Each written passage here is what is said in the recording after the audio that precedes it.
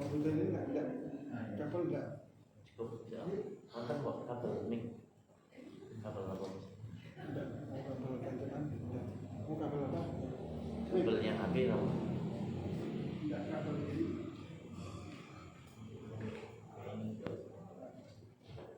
HP-nya nggak bisa.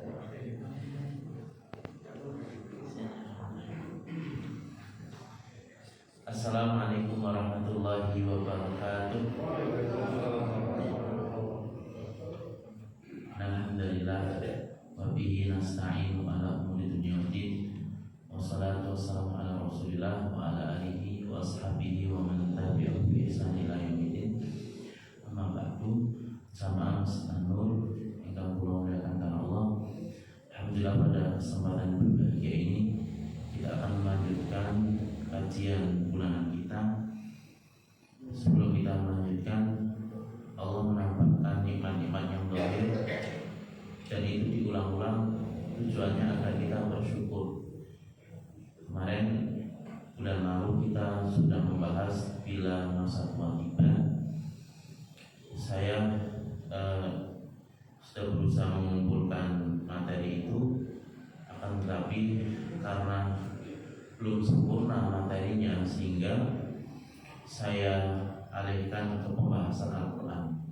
Jamaah yang termuliakan Allah, Rasulullah SAW pernah ditanya oleh seorang sahabat dan sahabat tersebut meminta nasihat. Maka kata Rasulullah SAW, "Idza kuntum ila sholati fasallu sholatan wadi'in." Ketika engkau hendak sholat, maka sholatlah seakan-akan engkau terakhir kalinya. Begitu pula dalam kehidupan kita, panjenengan urip teng dunya, angan-angannya panjang, rakus terhadap dunia. Dunia itulah yang akan membutakan dan akan membutakan hati kita dan akan menjadikan segala sesuatu kebaikan itu akan menjadi keburukan. Artinya kebaikan yang nampak dengan dibutakannya dunia ini wis ora urus, yang penting tujuannya tercapai, ambisius terhadap dunia. Nah, itulah hal itu yang menjadikan acuan kita dalam kehidupan kita. Pula demikian ketika engkau hendak ngaji, maka seakan-akan ngaji ini yang terakhir kalinya bagimu, sehingga ngaji ini berpotensi khusus bagi kita. Sama yang kami muliakan karena Allah SWT, terlebih lagi penyakit tua itu ada penyakit terkait persendian, tulang punggung, dan daya ingat mulai melemah, dan dari berkurangnya seluruh kekuatan tubuh itu nanti yang akan berujung pada kematian. Itu sebuah kepastian sebenarnya, hal yang tidak bisa kita pungkiri. Pada kesempatan yang berbahagia ini sudah saya ringkas beberapa materi yang ingin kami sampaikan pada kesempatan kali ini terkait Al-Quran. Kami menyebutkan di sini yang pertama kali al-ilmu huwa miftahus sa'adah. Ilmu itu merupakan miftah, kunci kebahagiaan. Sama yang perlu muliakan karena Allah, panjenengan duduk dan memiliki tidak bukan dan tidak lain tidak bukan tujuannya tentunya ingin mendapatkan rahmat, dan Allah beserta para malaikatnya dan di sini penduduk langit dan bumi itu selalu la yusalluna ala mu'allimil khair, bersalawat kepada orang-orang yang mengerjakan atau mengajarkan kebaikan. Ketika saya sebagai pengajar atau pembicara, wonten panjenengan yo nanti ceramahnya juga kurang menarik jamaah. Ada pembicara pemateri tapi tidak ada yang memberikan fasilitas. Fasilitas itu bukan yang dimaksud amplop dan yang semisalnya jamaah. Dakwah ini bersumber dari langit, sehingga ketika kita menyampaikannya tidak tulus dan ikhlas sesuai dengan apa yang dituntunkan, itu itu maka akan terjadi penyimpangan. Sama yang kami muliakan para Allah, ikhlaskanlah apapun yang engkau jalani. Nanti dari ikhlas tersebutlah Allah akan malu, sehingga Allah akan memberikan karunia yang lebih daripada apa yang diharapkan. La yusalluna ala ma'amili min khair, itu termasuk panjenengan yang hadir di sini mendapatkan sholawat maghfirah, artinya ampunan. Wa ahlu samawati wal ardi, penduduk langit dan bumi itu jumlahnya berapa jamaah? Dosa kita banyak, gitu. Dosa di waktu muda kita tak terhitung. Allah yang menutupi aib-aib kita. Dan di sinilah hidupnya kita ini memiliki potensi agar dosa-dosa kita terkurangi. Dan Nabi pun SAW mendoakan agar mendapatkan rahmat bagi siapa yang menyampaikan sabda beliau, rahimallahu mur'an sami'a minni haditsan fahafidhahu hatta yubalighu ghairahu. Rahimallahu, mudah-mudahan Allah merahmati imro'an, seseorang sami'a yang mendengar minni dariku haditsan, sebuah hadis, fahafidhahu, dan dia menghafalnya sampai dia menyampaikan kepada yang lain. Dan termasuk hal yang paling besar, yang paling agung, yang membantu untuk selalu berjalan dalam kita menuntut ilmu adalah kita mendapatkan rahmat Allah.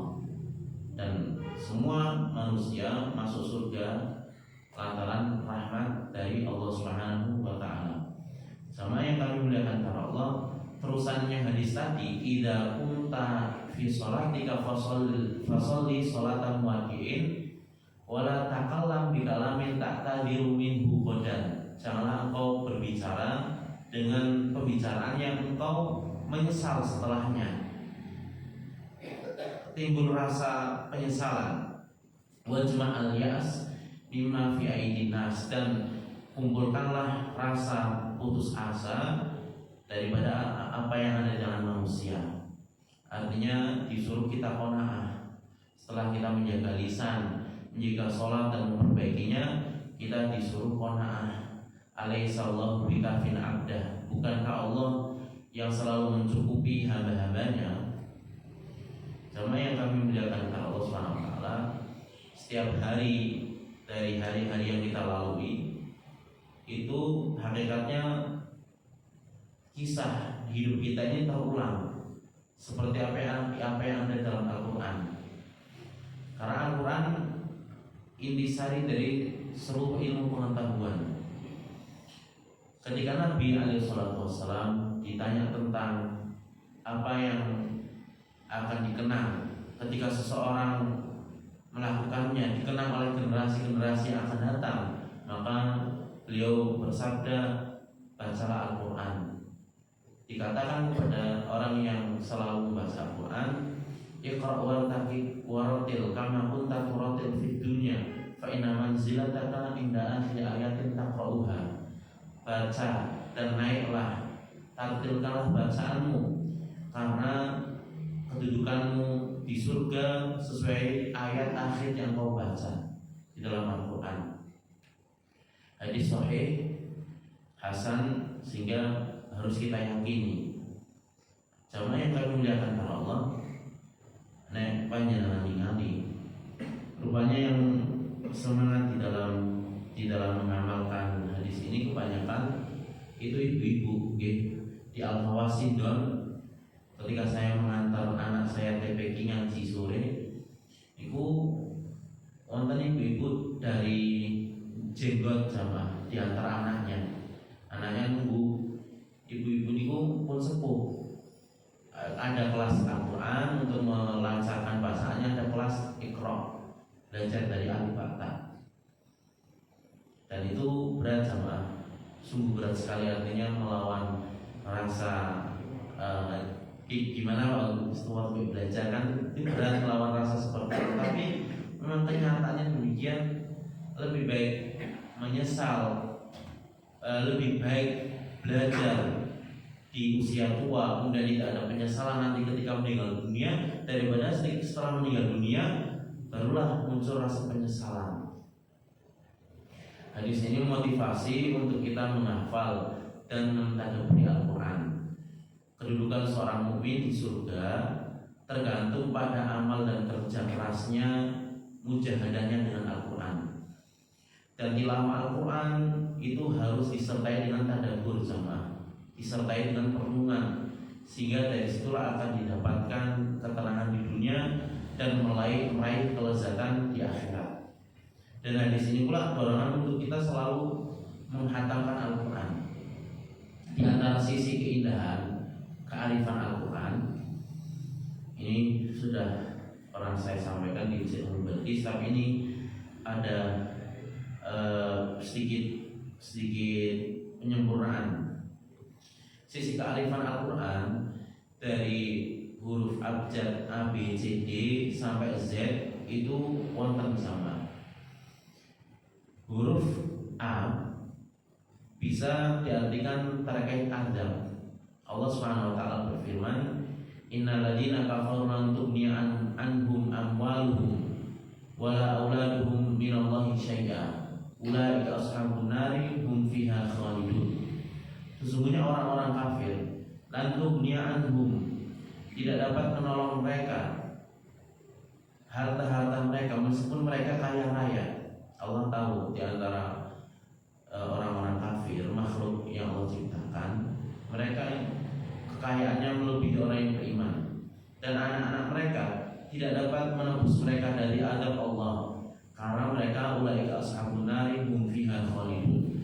Mereka ashabun nar, penduduk api neraka, dan mereka kekal di dalamnya. Wa qala alladzi fin nari khazanati jahannam ad'u rabbakum yukhaffif 'anna yawman minal 'adzab. Orang-orang yang berada di dalam neraka jahanam berkata kepada penjaga-penjaganya, mohonkanlah, berkata kepada para malaikat, mohonkanlah kepada Allah agar Allah ini meringankan azab atas kami hanya sehari saja. Maka tidak dapat diringankan, meskipun azabnya diringankan, diliburkan hanya satu hari saja. Begitu dahsyatnya azab neraka jahanam. Kemudian dalam Al-Quran ada kalimat B atau yang artinya bahagia. La yastawi ashabun nari wa ashabul jannah, ashabul jannati humul faizun. Tidak sama antara penduduk neraka dan penduduk surga. Penduduk surga itu adalah mereka orang-orang yang paling bahagia. Meskipun penduduk surga ini di dunia mereka mengalami kesedihan, dan terkadang kesedihan itu tanpa sebab sama. Ada yang kesedihan disebabkan karena musibah, ada yang kesedihan ini muncul tanpa sebab. Dan mungkin karena kurang introspeksinya diri, mungkin karena dosa-dosa yang mungkin dilakukan tidak disadari. Nah, nanti ketika di surga ashabul jannah ini mereka akan bahagia selama-lamanya. Kenapa?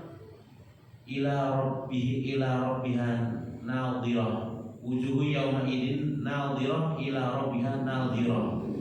Wajah mereka nadhirah, pakainya Allah itu berseri-seri.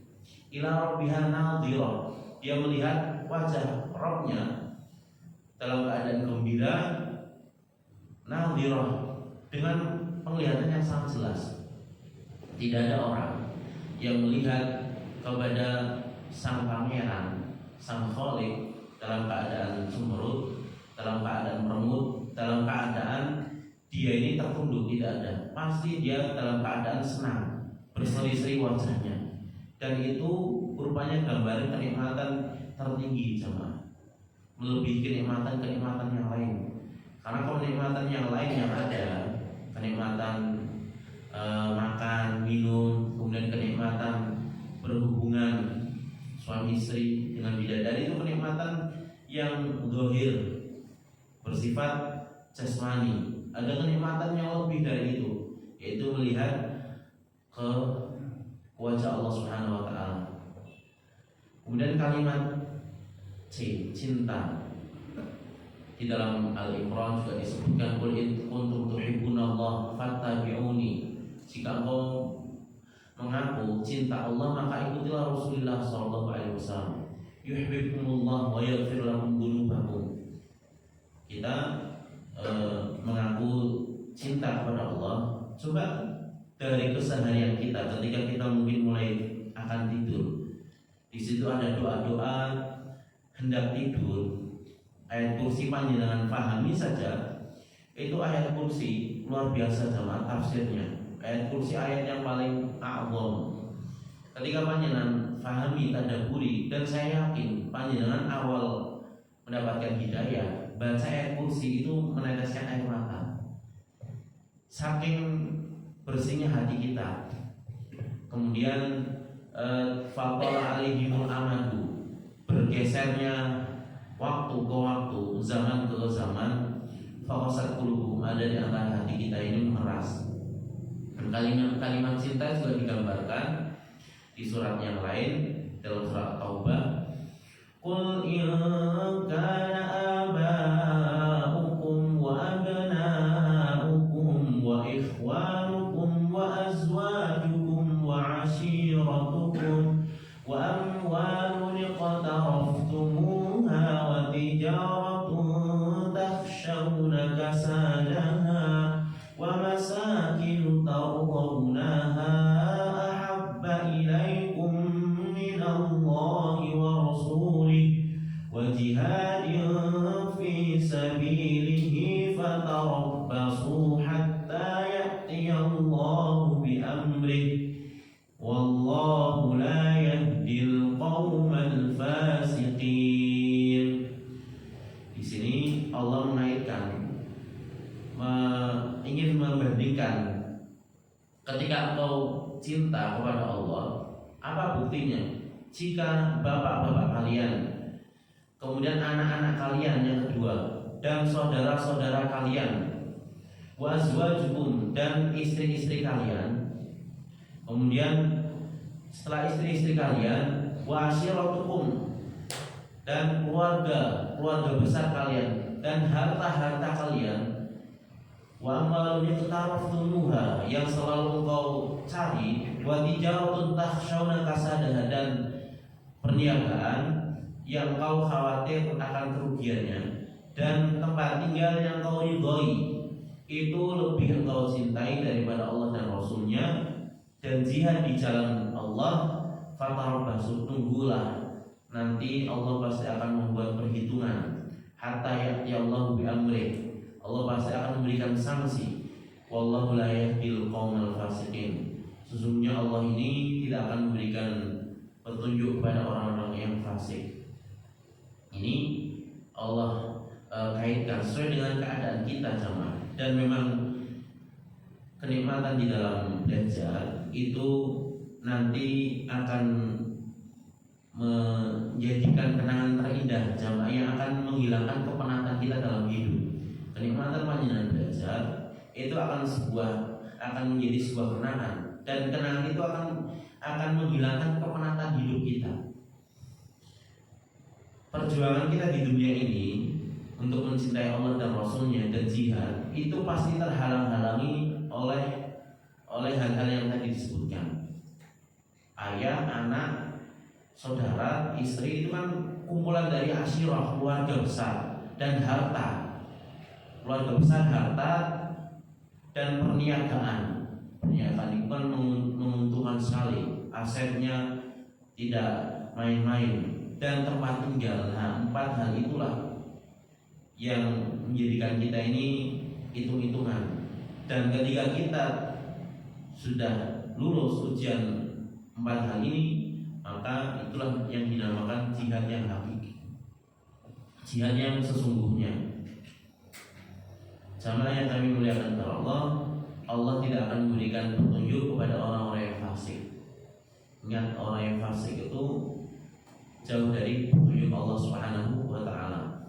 Kemudian D, A, B, C, D. D artinya perdagangan. Wahai orang-orang yang beriman, hal adullukum على تجارة تنجيكم من عذاب أليم.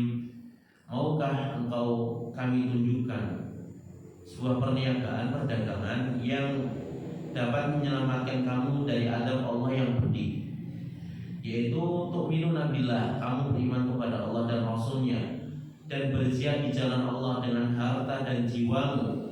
Dzalikum khairul lakum in kuntum ta'lamun. Itu lebih baik bagi engkau jika engkau mengetahuinya. Kemudian kalimat jamaah artinya elok. Khalaqas samawati wal arda bil haqqi wa sawwarakum fa ahsana suwarakum wa ilaihil masir. Allah lah yang menciptakan langit dan bumi bil haqqi dengan benar, dan Allah ini yang membentuk rupamu, fa ahsana suwarakum yang memperbaiki, yang bagus, memperelok rupamu, wa ilaihil masir, dan kepadanya lah kamu akan dikembalikan. Kemudian fana. Sesungguhnya orang-orang kafir yuhibbunal ajilah, menyukai kehidupan yang disegerakan, yaitu kehidupan yang fana. Wa yadharuna wara'ahum yawman tsaqila, dan mereka meninggalkan di belakang mereka itu ada hari yang amat berat. Seandainya kehidupan kita hanya makan dan minum, kemudian kematian itu sebuah tempat yang terakhir kalinya, sudah tidak ada pertanggungjawaban, lakan al-maut rohatun. Meniscaya kematian ini sebuah keadaan, kejadian yang diimpikan semua orang dan tempat peristirahatan yang terakhir, akan tetapi tidak. Kematian ini sebuah awal titik seseorang ini akan mendapatkan, akan dimintai pertanggungjawaban atas seluruh amal yang ia kerjakan. Kemudian guru. G artinya guru. Allah berfirman, laula yanhahumur rabbaniyyu wal ahbaru an qawlihimul itsm wa aqlimus suhta labi sama kanu yasnaun. Mengapa para ar-rabbaniyun, itu artinya para guru dan pendeta tidak melarang mereka dari mengatakan perkataan yang bohong dan memakan makanan yang haram, labi sama kanu yasnaun, dan sungguh itulah seburuk-buruk apa yang mereka perbuat. Artinya para guru di sini juga mengibaratkan dengan pendeta. Mereka itulah sebuah uswah pionir kebaikan. Ketika mereka tidak mencontohkan, maka akan rusaklah seluruh peradaban manusia. Kemudian hidayah. Innaka la tahdi man ahbabta walakinallaha yahdi man yasha wa huwa a'lamu bil muhtadin. Engkau wahai Rasulullah sallallahu alaihi wasallam la tahdi, tidak dapat memberikan hidayah kepada siapapun yang engkau cintai, walakinallaha, akan tetapi Allah yahdi man yasha, dialah yang memberikan hidayah kepada siapapun, wa huwa a'lamu bil muhtadin. Allah zat yang berhak memberikan hidayah kepada siapapun, yang maha mengetahui siapa yang cocok diberikan hidayah. Oleh karena itu terkadang hati kita risau jamaah. Nah, kerisauan kita ini hakikatnya tidak memahami ayat ini. Ketika kita dihadapkan dengan seorang dari famili kita yang mereka belum mendapati hidayah, belum mengenal hidayah, kemudian kita mengkritik atau membicarakannya, maka diskusimu, pembicaraanmu terkait kesalahan-kesalahan seseorang, yang mana hal itu tidak menjadikan hatimu bersih, maka sesungguhnya pembicaraan diskusi tersebut sia-sia sama.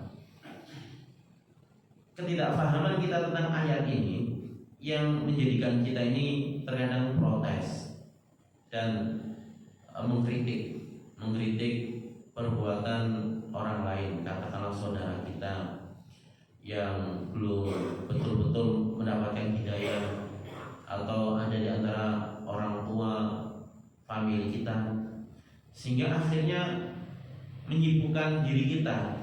Padahal lebih baiknya kita memperbaiki diri terlebih dahulu ketimbang mengkritik mereka orang yang belum mendapatkan hidayah. Karena itu buang-buang waktu, sama buang-buang energi. Ibadah setelah kemudian ibadah. Qul inna salati wa nusuki wa mahyaya wa mamati lillahi rabbil alamin. Katakanlah salatku, sembelihanku, hidup dan matiku untuk Allah Rabbul Alamin.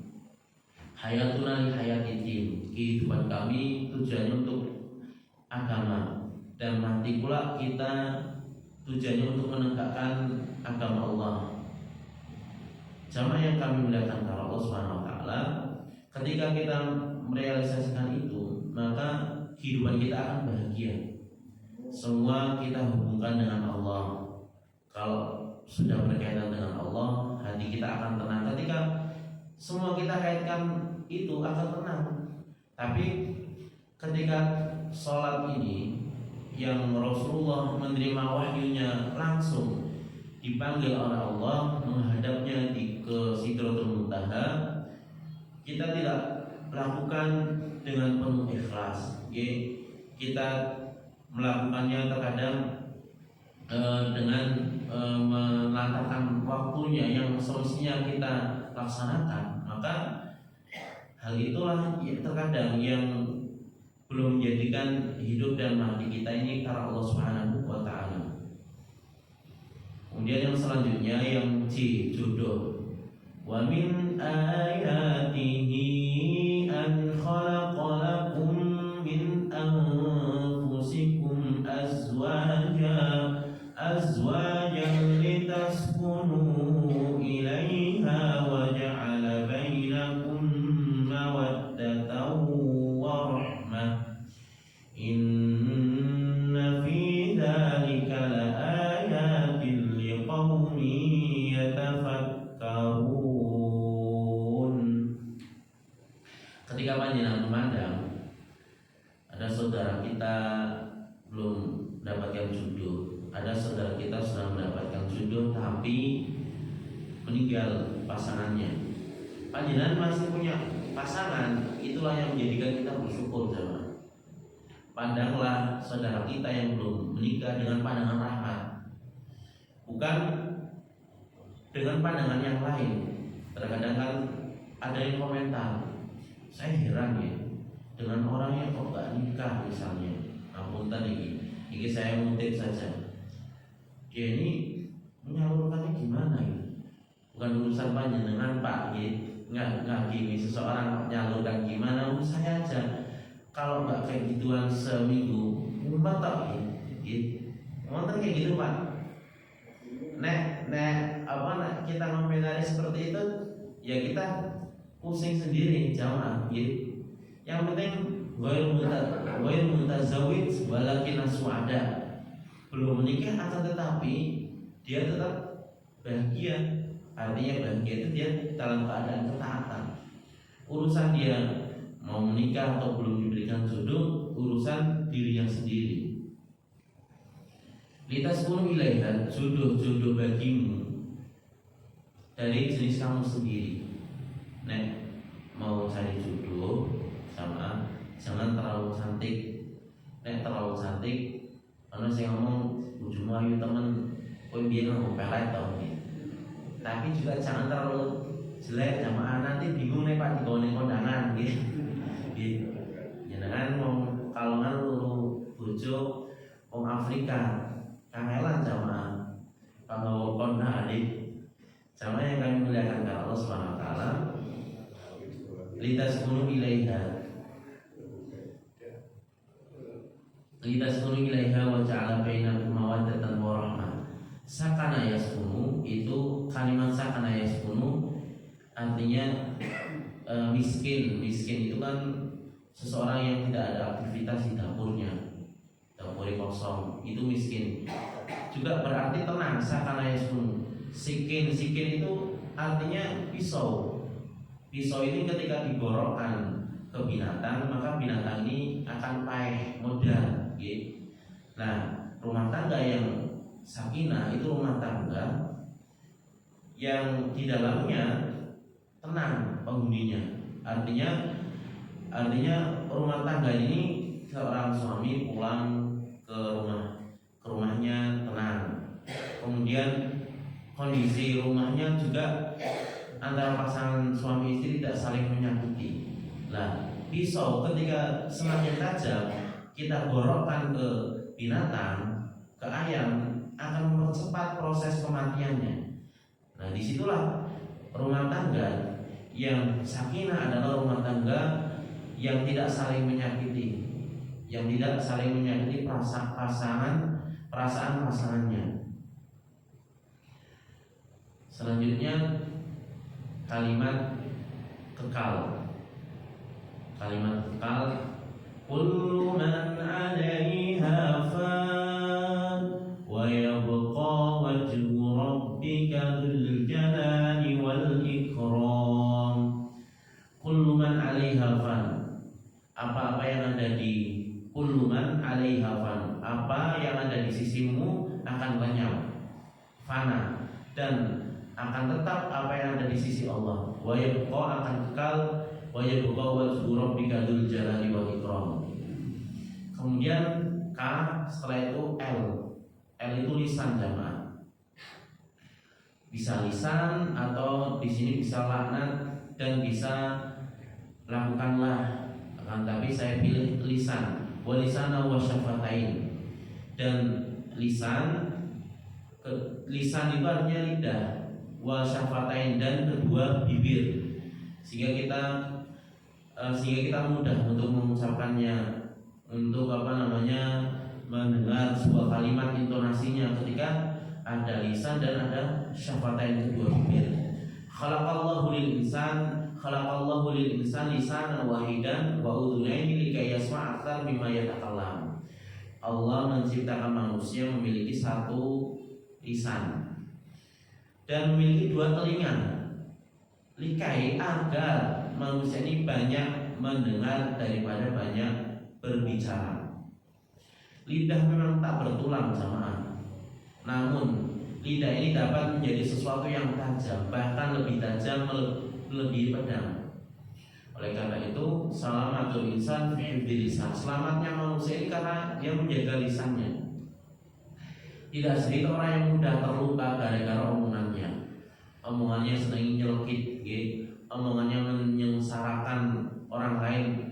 Maka seorang muslim ini seharusnya dia mampu menjamin keselamatan muslim yang lainnya dari bahaya lisannya, dan tidak mudah goresan lisan, ucapan lisan yang sudah terlanjur diucapkan menyakiti hati orang lain itu tidak mudah disembuhkan jamaah.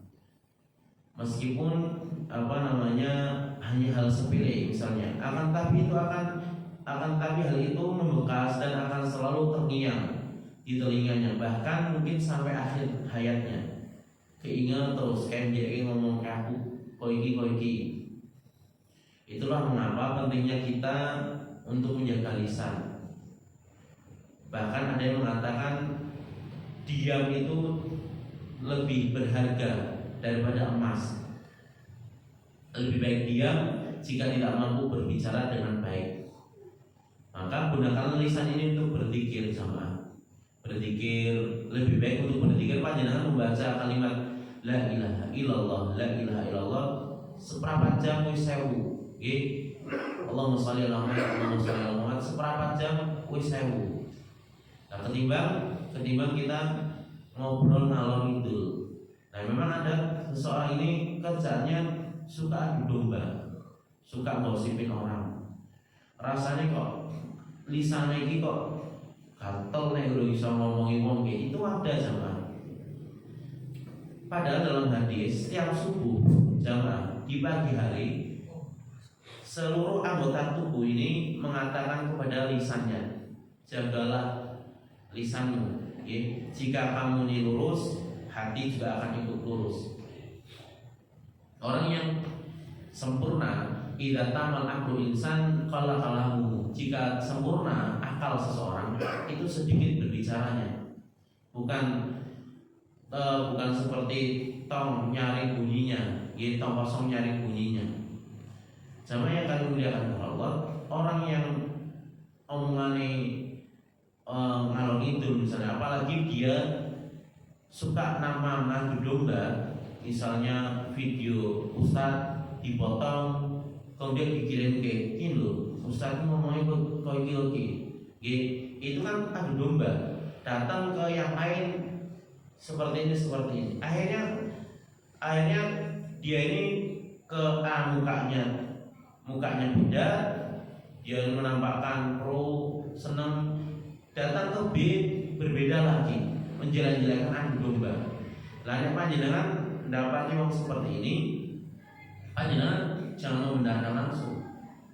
Katanya Ustaz kewan atau yang ngerti. Nek panjenengan, oh iya sih, bener coy. Akhirnya di dalam hati ini ada sedikit perasaan membenarkan, pasti tersimpan marot, sakit.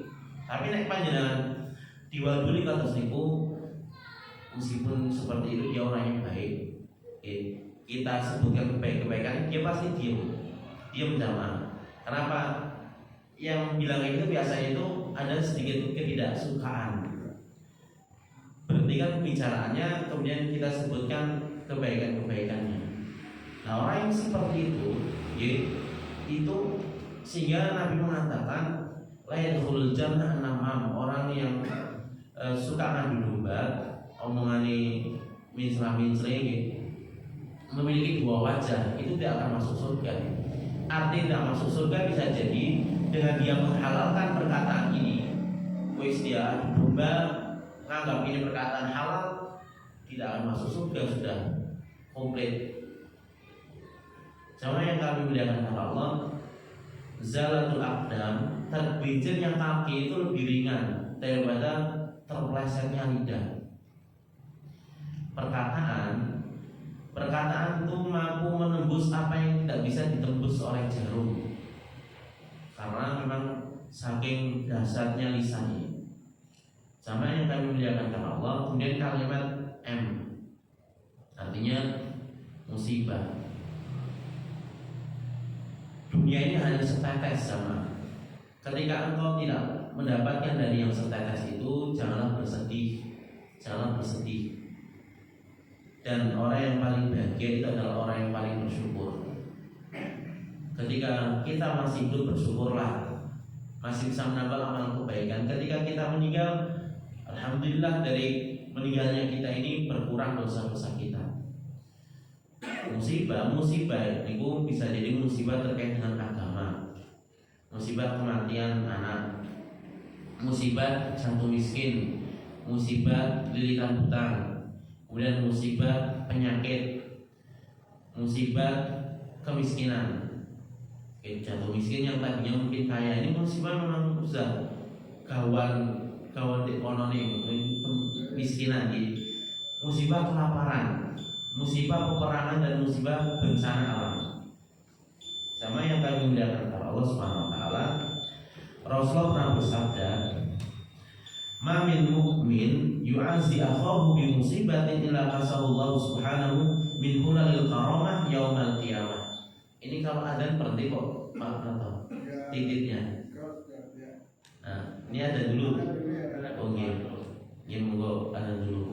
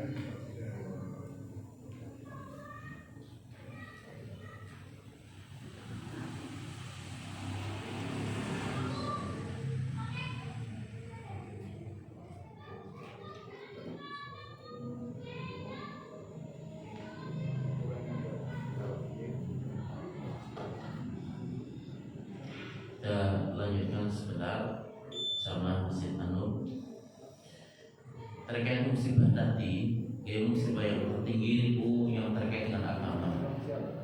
Rasulullah pernah bersabda, "Ma min mu'min yu'azi akhahu." Tidaklah seorang muslim yang yu'azi itu berusaha menghibur, mengucapkan bela sungkawa kepada saudaranya di musibah, karena ia tertimpa musibah, baik itu yang tadi kita sebutkan tadi, illa kasabullah, dari musibah yang tadi kita mengucapkan bela sungkawa atau menghiburnya, kecuali Allah akan memakaikan kepadanya perhiasan yang mulia pada hari kiamat.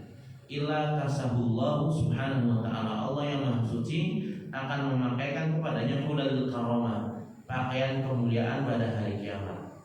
Sehingga panjenengan mendengar saudara kita yang tertimpa musibah, ucapkanlah yang baik-baik, yang sabar.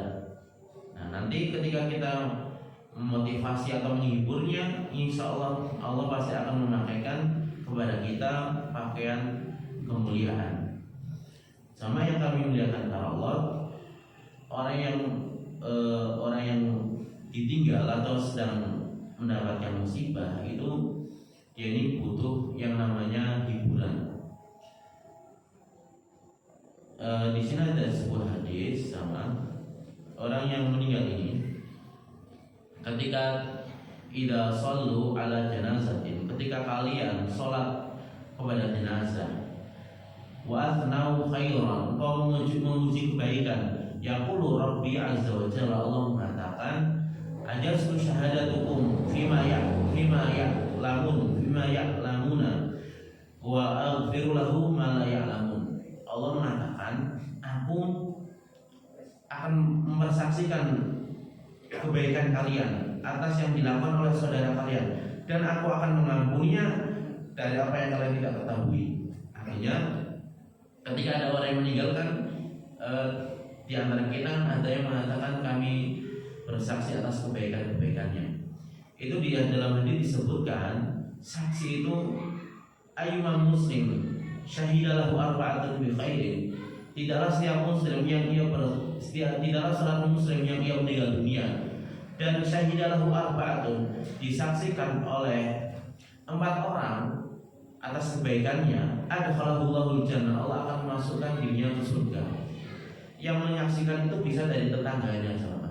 Makanya menjenengan sing akur kalian tombo, disaksikan dari tetangganya, yang terutama tetangga, yang tahu. Mana mungkin yang meninggal misalnya Masjid Anur, yang menyaksikan saya yang dari Kauman jauh sekali, yang menyaksikan tetangga-tetangganya, Pak, Bu, panjenengan nyakseni niki jenazah yang saya nggih. Nah, niku yang menyaksikan tetangga-tetangganya, dan Allah tahu. Allah mengatakan syahadatuhu, meskipun Allah ini memiliki catatan tersendiri, ada malaikat-malaikat yang mencatat, tapi Allah ini dalam hadis ini mengatakan pengakuan, dibutuhkan pengakuan pula dari muslim yang lain. Sama yang kami muliakan karena Allah Subhanahu wa taala, dan mudah-mudahan panjenengan sedaya yang hadir di masjid ini dengan tetangga akur, kemudian dikenal kebaikannya dari masyarakat setempat.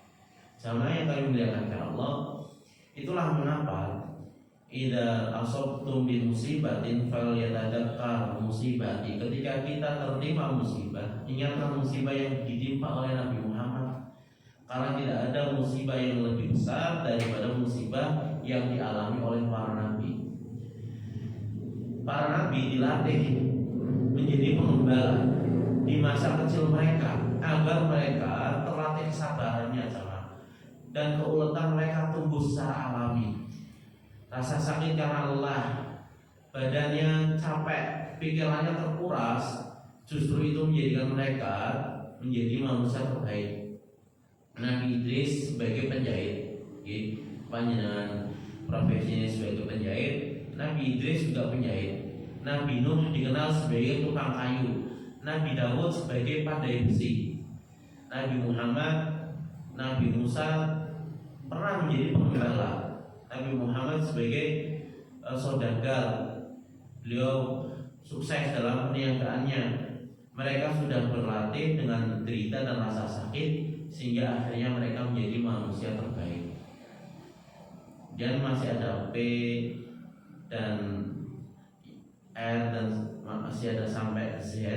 Kira-kira mau dicukupkan apa nanti dilanjut pada pertemuan yang datang? Cukupkan sama ya. Sama yang kami muliakan Allah.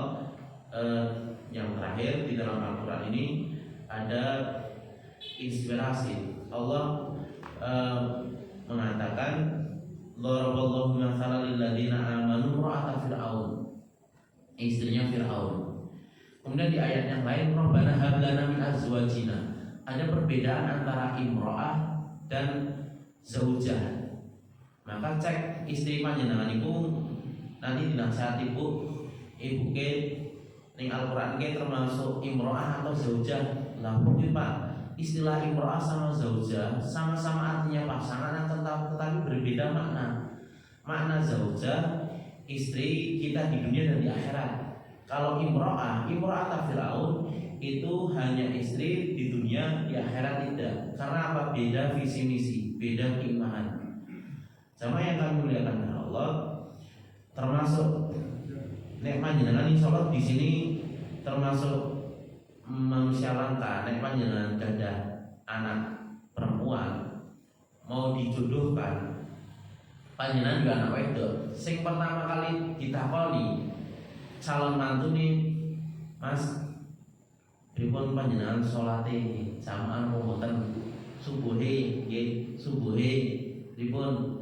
Kemudian tanya sholatnya, ngajinya, apa namanya dites, coba baca ngajinya, amati akhlaknya.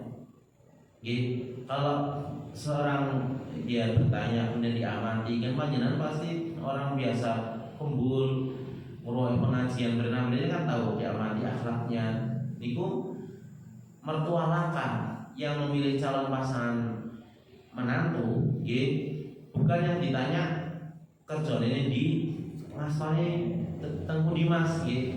Nek ndak takon kali anake nggih seneng ora masalah terkait cinta nggih, parasnya bagus ora. Itu sehakikatnya nomor 2 sama yang penting itu yang dalam hadis itu tardawna dinahu wa khuluquhu. Tapi itu jarang nggih Pak, jarang. Demi Allah jarang Pak nggih. Kabeh wong itu mesti Pak Lurah sing sugih kan. Sing sugih nganteng. Nah itu pilihan semua orang kalau suruh milih seperti itu. Itu saja sama yang dapat kami sampaikan, mudah-mudahan bermanfaat. Wa akhiru da'wana alhamdulillahirabbil alamin. Subhanakallahumma wa bihamdika asyhadu an la ilaha illa anta astaghfiruka wa atubu ilaik. Wassalamualaikum warahmatullahi wabarakatuh.